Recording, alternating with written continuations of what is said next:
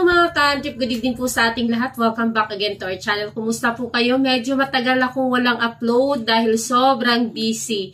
Actually ngayon po ay nakatambak po ang aking ang aming ina-unbox. Tatlo kami nag-unbox kanina. Mayroon pa sa labas. Ayan, ang mga tires na akyat na, ang ibang mga, ano ba tawag din, mga oils na display na din. Pero marami pa rin. Tapos mayroon pa sa labas na kailangan ibang unbox. Pero anuhan muna natin ito si Sir kasi nakaraan ko pa pinaplano, pasensyahan nyo na kaya naglalaro. So, nakaraan ko pa ito planong i-discuss o i-vlog, kaya lang, 1 month ago na pala to, masyado pong busy. So, saglitan po natin muna. Shout out to Sir Avider Vlog 4897. Hello Sir Avid, ano natin to si Sir, viewer dito sa ating channel. Hello Ma'am Ann, sana po makagawa din kayo ng video about transporting ng mga item or stocks po. Ano po ang diskarte sa pagpa-transport ng mga stocks galing sa malayong supplier tulad ko, taga Surigao po ako at gusto ko kumuha ng stock sa Manila. Ano po ang pinaka-practical na way sa pag-transport? Okay sir, pwede mo pong pag-aralan sir kasi before yung oils namin at marami pa kaming mga stocks talaga na galing pang Manila, especially yung oils talaga. But the problem is, ituturo ko sa iyo mamaya sir kung paano. Ito muna yung pwede mong pag-isipan or pwede mong pag-nilay-nilayan kung saan ka mas magiging makakatipid sa expenses, sa oras, sa lahat. Before sir, Manila, lahat ng namin products galing Manila. But nung nag-pandemic, biglang nagbago. But before that, ikukwento ko muna sa'yo. So, nung nagmamaynila po kami, ang una mong kalaban, okay naman sa price, okay siya. Okay siya sa terms. Mahaba ang terms. Maganda ang presyuhan. Ayan, nakadiaper lang yun. Go na go. Ayan. So, the problem is, medyo matagal po ang magpa-tracking galing Maynila. Tumatagal siya, depende po sa tracking na pinili nyo kasi may mga tracking na yung sobrang malalaki yung container, mayroon naman na konti ang customer, mayroon namang palaging napupuno ng mga malalaki nilang customer. So, ang nangyayari, sobra siya. Minsan umaabot ng 15 to 20 days bago namin nare-receive, bago namin nare-receive ang aming mga stocks. So, yung halimbawa, yung oils, fast moving, tapos halimbawa, umorder ka ng mga worth 400 to 500,000 na oils.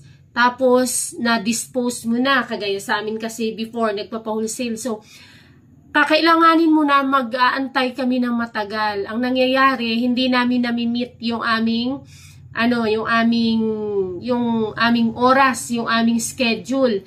Pa doon, madalas pa halimbawa, masama ang panahon, nakaka-apekto din kasi yun. Tapos minsan hindi nakakalabas sa pier, lalo na kapag pa-December, napakarami daw mga containers, yan matagal makalabas sila, matagal silang makarating kapag nasa malayo ka po, like sa probinsya na kailangan pang tumawid ng dagat.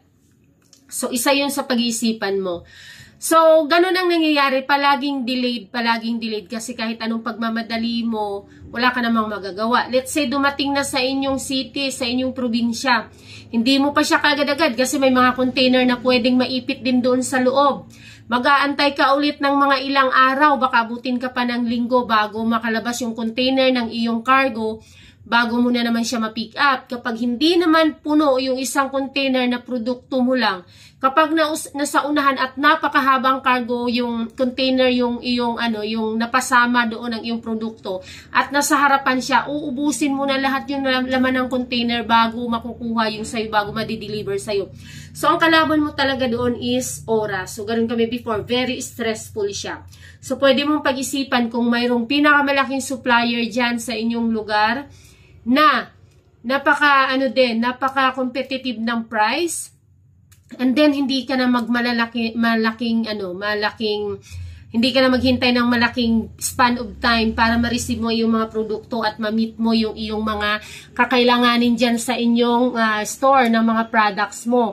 At the same time, hindi ka na rin mag-expenses ng malaki. So, before, ang tube kasi, halimbawa isang sako, 50 din yan kasi parang piso per tube. Napakamura actually, kaya lang pag-aanuhan mo nga doon yung tagal nung panahon.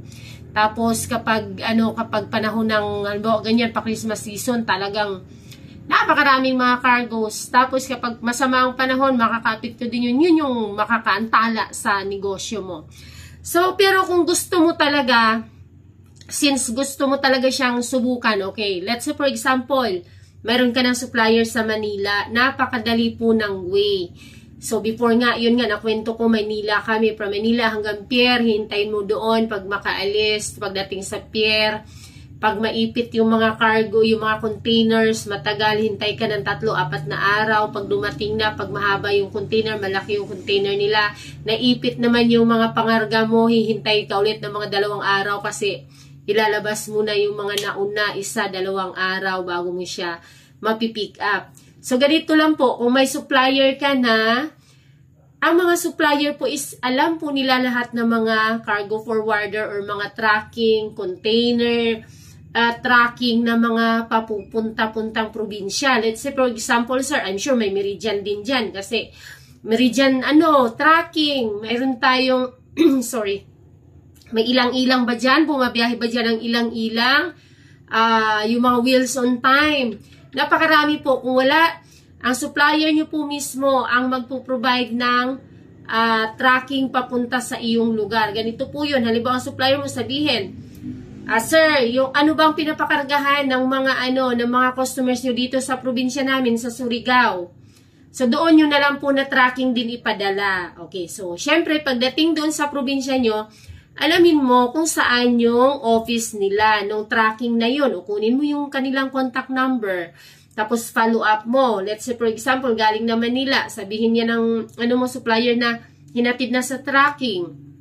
Kontakin mo ang tracking kung kailan ang tentative date. Yung dyan sa office nila sa probinsya nyo. Sinasabi naman nila yan kung kailan ang tentative date. Tapos kung nandyan na. Ganun lang po, napakadali po. The problem is, kapag halimbawa, nasa Surigao ka na. Tapos nasa munisipyo ka pa. So, ang mangyayari po sa'yo ay magiging double expense ka. Mamamasahe ka from Manila hanggang dyan sa sa probinsya, sa Pier. O hanggang doon sa office ng mag peer-to-peer lang kasi kapag per container talaga yung karga mo. Pero ina-assume ko na hindi naman na isang container van ang o-orderin mo or makakarating sa'yo. So, dadalhin doon sa office or sa bodega ng tracking. From there, pipick upin mo po yun. So, hahire ka ng tracking naman. Track dyan sa lugar nyo, sa munisipyo nyo, sa baryo nyo, sa barangay nyo, or sa city nyo na magpipick up doon galing. Pero kung may truck ka, pero sabi mo nga doon ka nahirapan, so I suppose, assume ko na wala ka pong truck. So, mag-hire ka ngayon ng truck, papunta doon sa bodega naman ng mga cargo forwarder. Yun, yung mga cargo, yun na yun, yung mga Meridian, ilang-ilang Wilson time. Kung ano pa dyan, marami yan, napakarami, halos lahat ng mga cargo forwarder from Manila ay may biyahe ng Luzon, Visayas, Mindanao po, lahat yan. So, pagdating dyan, ayan, pick upin mo na naman sa bodega. Kung wala kang sariling truck, gaya nga ng sinabi ko, assume ko na wala kang sariling truck, mag-hire ka ngayon ng truck or ipapasabay mo naman doon sa mga tracking, local tracking sa inyo. Yung mga nagta-tracking, ipapick up mo doon, mamamasahe ka ngayon. So, let's say, bigyan ko lang po kayo ng sample. Ganun na nangyayari sa amin, So, minsan, hindi kasi namin binabiyahe yung truck kasi nga, pag hindi naman sobrang dami. At the same time, medyo kailangan i-repair kasi yung body niyan kasi kinalawang. So, halimbawa, galing doon sa iyong supplier dyan sa city, halimbawa sa bodega na, galing sa Maynila, mag-hire ka ngayon ng truck. Kung isang biyahean ng truck, let's say for example, 15,000, 18,000, like nung mga 2 months ago. So, nasa 15,000 plus yung binayaran ko sa tracking. So, ganun po ang mangyayari. Ngayon, kung may truck ka naman, may sasakyan ka, very good. Maganda po, advantage. Kasi ikaw na mismo magpipick up. So, krudo na lang at tao na lang yung babayaran mo. Kung may mga tao ka naman nandyan sa shop mo, sila na yung isasama mo. Before, hanggang sa, kahit nung naglabas ng pandemic, nung nagagamit namin yung truck yun, ganun ginagawa ni Ray, pinipick up niya doon sa city, tapos nag-hire na lang or nagsasama ng helper sa truck. So, kung wala ka, doon na yung kasama na yun sa papamasayan mo po sa tracking. Napakadali lang po, sir. Napakadali lang. Yung supplier mo mismo, alam niya yan kung kanino niya or saang cargo forwarder niya ipapashipping yung iyong mga orders papunta dyan sa iyong probinsya po. And then, kukunin mo lang ang contact number dyan sa kanilang bodega para pagdating dyan, pipick up